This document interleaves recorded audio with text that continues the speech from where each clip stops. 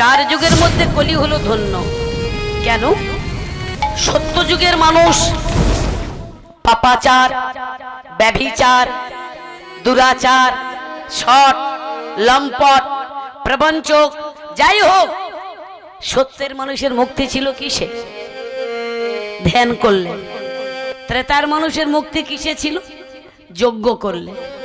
আর এই দাপরের মানুষের মুক্তি ছিল কিসে মায়েরা? পরিচর্যা বা সেবা করলে। আর এই কলির মানুষের মুক্তি কিসে?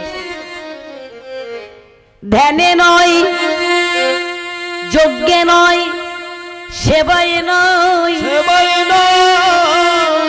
শুধু বলিলে হবে, শুধু বলিলে হবে হরে কৃষ্ণ হরি বল